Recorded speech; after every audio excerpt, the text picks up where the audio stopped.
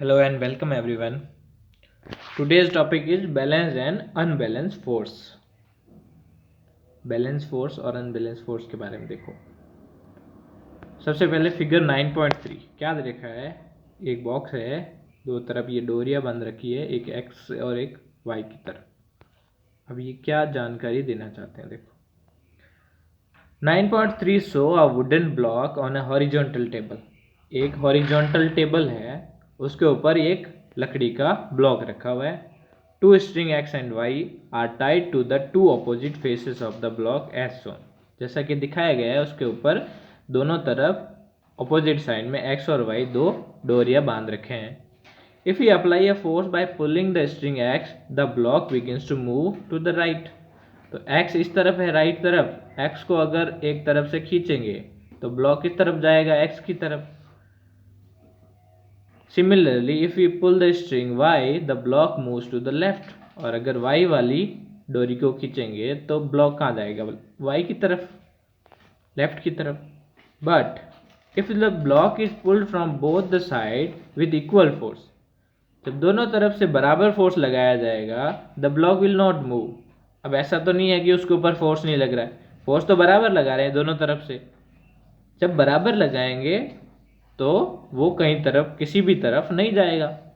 Such force are called balanced force. तो इस तरह से जो फोर्स है जिस पर लगाया हुआ कंप्लीट फोर्स, दोनों नेट फोर्स क्या हो, जीरो हो, तो उसको बोलते हैं बैलेंस्ड फोर्स। दोनों तरफ से बराबर फोर्स लगा रखा है, तो इस तरफ वाला फोर्स दूसरी तरफ वाले फोर्स को कैंसिल आउट कर रहा है।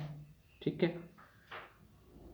Such forces are called balance force and do not change the state of rest or of motion of an object. तो जब किसी भी ऑब्जेक्ट पर बैलेंस्ड फोर्स लगता है तो वो फोर्स उस ऑब्जेक्ट को, ऑब्जेक्ट की जो स्टेट ऑफ मोशन है, रेस्ट की पोजीशन है या मूव कर रहा है, तो उसके अंदर किसी तरह का चेंज नहीं करता, वो उसमें कोई बदलाव नहीं करता, वो जैसी है वैसी ही रहेगी। Now, let us consider a situation in which two opposite forces of different magnitudes pull the block. तो अब एक ऐसी सिचुएशन देखते हैं जिसके अंदर वो ब्लॉक को एक तरफ तो कुछ ज़्यादा फोर्स है, एक तरफ कम फोर्स है, दोनों तरफ से खींच रहे हैं। In this case the block would begin to move in the direction of greater force. तो जिस तरफ ज़्यादा ताकत लग रही है उस तरफ ब्लॉक खिसकना शुरू हो जाएगा, मूव करना शुरू हो जाएगा, है ना। जिस तरफ ज़्यादा ताकत है वहीं खिसकेगा। Thus the two force are not balanced. तो यहाँ पर क्या हो रहा है, जो फोर्स है वो बैलेंस्ड नहीं है, क्योंकि एक तरफ ज़्यादा लग रहा है दूसरी तरफ कम लग रहा है। The balance force act in the direction the block move. जो बैलेंस्ड फोर्स है, अनबैलेंस्ड फोर्स है, वो किस तरफ एक्ट कर रहा है, जिस तरफ फोर्स ज़्यादा है। ठीक है, जिस तरफ ब्लॉक मूव कर रहा है। This suggest that N unbalanced force acting on an object bring it in motion. तो इसका मतलब क्या हुआ, किसी भी ऑब्जेक्ट को मोशन में लाने के लिए क्या करना पड़ेगा, उस पर अनबैलेंस फोर्स लगाना पड़ेगा। अगर किसी ऑब्जेक्ट के ऊपर अनबैलेंस फोर्स एक्ट कर रहा है तभी वो ऑब्जेक्ट मोशन में है, वरना नहीं होगी। ये जो फिगर है इसके अंदर क्या कर रही है, दोनों धक्का मार रहे हैं। ए बी और सी तीन सिचुएशन है। What happens when some children try to push a box on a rough floor? ये फ्लोर रफ है, रफ फ्लोर के ऊपर जब कुछ चिल्ड्रन ये बॉक्स को धक्का मारना शुरू करेंगे तो क्या होगा, रफ क्या जो सरफेस है वो उसके मोशन के अगेंस्ट क्या करेगा, फोर्स लगाएगा। If they push the box with a small force, जब थोड़ा सा फोर्स लगाएंगे, नॉर्मल फोर्स के साथ में उसको पुश करेंगे, the box doesn't move because of friction acting in a direction opposite to the push. जैसे ये दोनों इस तरह पुश कर रहे हैं, थोड़ा सा फोर्स लगेगा, ज़्यादा ताकत नहीं लगा रहे, और ये भारी है काफ़ी, जैसा कि फिगर 9.4 ए में देखो, अपनी बुक के अंदर देख लेना। तो उसमें क्या होगा, वो मूव नहीं करेगा। क्यों नहीं करेगा, क्योंकि इसके अगेंस्ट नीचे जो सरफेस के साथ में यहाँ बॉक्स है ये टिका हुआ, ये सरफेस क्या करेगा, उसको अगेंस्ट में फोर्स लगाएगा, उसको आगे बढ़ने से रोक देगा। तो ये जो फोर्स है वो क्या कहलाता है, फ्रिक्शन।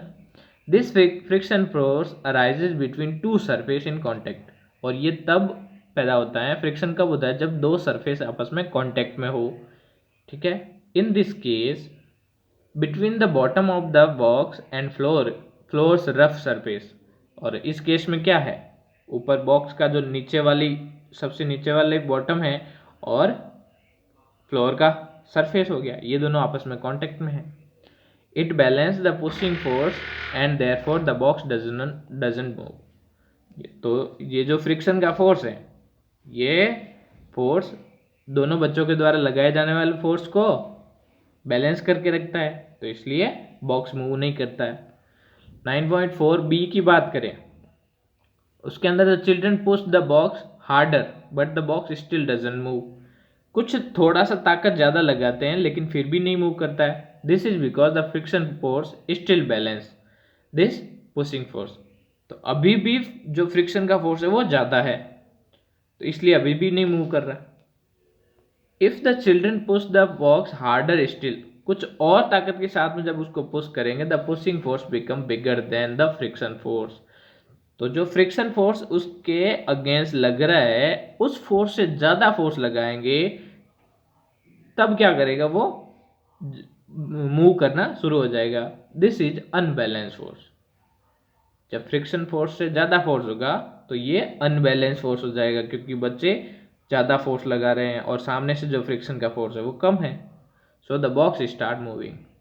तो ऐसी स्थिति में ही बॉक्स मूव करना शुरू करेगा।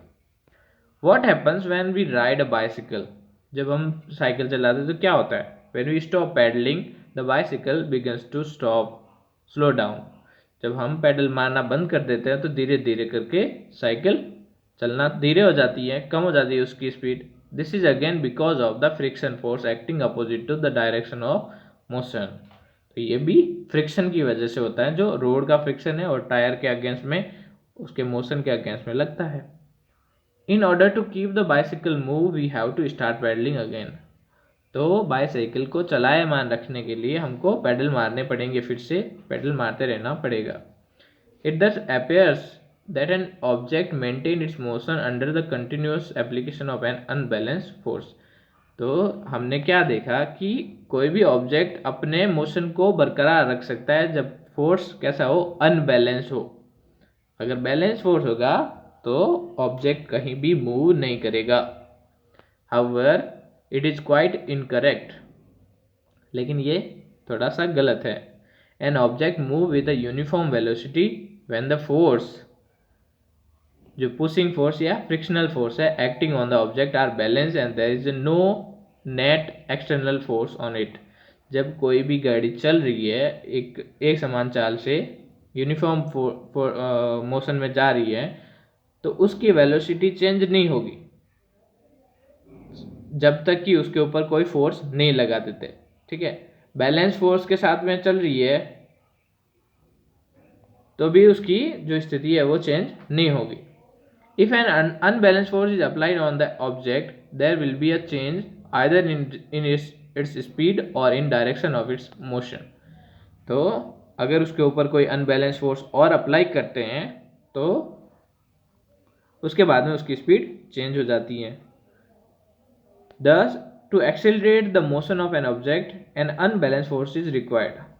तो किसी भी ऑब्जेक्ट को की स्पीड को बढ़ाने के लिए, एक्सेलरेट करने के लिए, या किसी रेस्ट की पोजीशन से ऑब्जेक्ट को मूव करवाने के लिए सब में अनबैलेंस फोर्स की ज़रूरत होती है।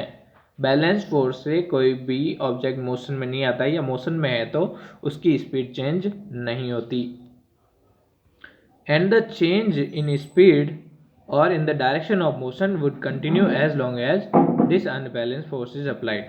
और ये तब तक उसी मोशन में रहेगी, उसी डायरेक्शन में मूव करती रहेगी जब तक कि उस पर अनबैलेंस फोर्स अप्लाइड रहेगा, उस पर लगता रहेगा।